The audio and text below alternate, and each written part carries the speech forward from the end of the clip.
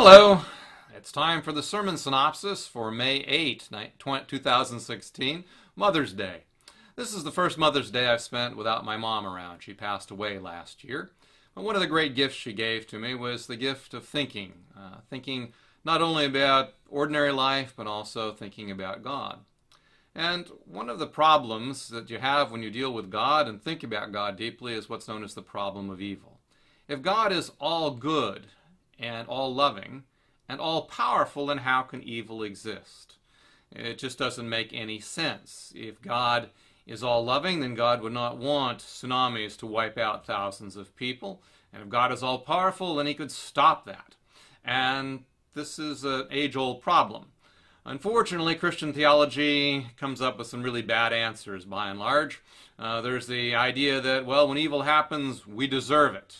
Now, if you're talking about a serial killer that gets hit by a bus on the way to kill somebody else, that might work, but other than that, no. Another idea is that evil comes as a way to test us. Now, in my book, What is the Sum of 5 plus 6, or what is the square root of 16, those are tests, not some hideous disease or accident that lays people low. So I don't buy into the traditional understandings of why evil happens. Of course, there's always the answer that, well, it's a mystery, and to some extent I suppose that works, but it seems pretty hollow in a lot of cases. Well, a good number of years ago, there was a fellow by the name of Alfred North Whitehead, and he was born in 1861, which is the year the Civil War started, and he died in 1947, 2 years after World War II ended. And what Whitehead was looking for was a new way to understand reality as a whole. He wasn't concerned so much with the problem of evil as just the fact that science was moving ahead and things were changing. And in the classic view, and in early modern science, the world was understood in terms of objects. The sun is an object, a table, a chair is an object, your significant other is an object, I'm an object, the camera is an object. But Whitehead realized that objects, they're kind of limited. To begin with, doors and tables and things that seem so solid are not. They're made up of atoms, which are mainly made up of empty space.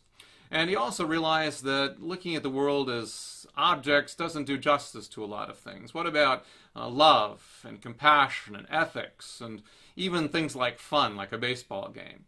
And so he devised a different way of looking at reality. He saw it in terms of events, not objects. And so everything is an event. The sun is an event, the moon is an event, a table or a chair is an event. It's just something that lasts a bit longer. And of course, love and compassion, reaching out to someone, all of these things are events. So that was his new insight, was to view the world as a series of events.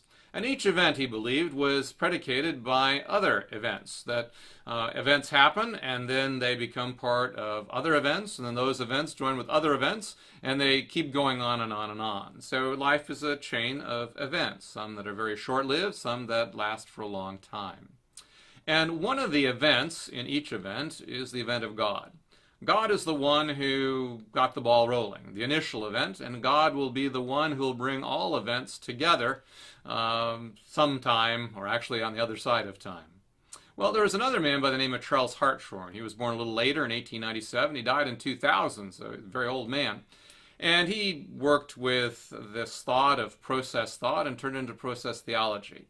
And essentially what process theology says is that God is a part of every event, and God is love. Therefore, love is present in every event. But God is not the only event involved, that other things are involved, such as the laws of physics, human decisions, or the actions and reactions of various creatures. And throughout this, God is present, but God, again, is not the only one, and so other things play a part in the way the world happens, the way things take place. Some things have virtually no freedom. They just go on the way they would, like an atom or a bouncing ball. And as much and powerful as God is not going to change the trajectory of an atom or of a bouncing ball. Likewise, there are things in the world that are a bit more free and can change, such as a human being. I can decide this or I can decide that. And with beings who have freedom, God can do a fair amount. But God cannot override freedom any more than God can override the laws of physics. And this is a key point of process theology, that there are some things that God literally cannot do, not will not do, but cannot do. So God cannot change the trajectory of a bullet or a plane speeding into a building. God cannot change a person's mind or will, but God can strongly influence something with that kind of freedom, someone with that kind of freedom. And therefore, we are co-creators, quite literally, with God in the events of our lives. To the degree that we allow ourselves to be open to God's presence and God's love, to that degree, love wins. To the degree that we use our freedom to shut God out, love does not win. And so God is always present, even though God cannot do everything. That's a radical concept. It's a difficult one, but if you stop and think about it, the key word being think, it makes sense. Process theology could be true. It is possible to believe in a God of love who has great power, though cannot do everything, and to also believe in the existence of evil. Matter of fact, it's not a question of really believing that evil exists. Just look out your window sometimes or look at the newspaper. So it gives us a way, process theology does, of looking at the world in a way that could be real, that allows for the presence of God, that recognizes the difficulty of evil, and says that ultimately a lot of what happens in the world is up to us, or more accurately, simply up to whether we will open ourselves to the grace and love of God. But it doesn't end hopelessly. It does say that eventually all events will be worked together to bring about God's will. And that will is one of love. In other words, for a long time, there's going to be evil. It's just a fact of life, and we have to deal with it. But we can do so knowing that God is present, and that eventually, over time, or perhaps on the other side of space and time, God will triumph over evil. So therefore, I can face this Mother's Day knowing my mom's not around, but believing that I will see her again.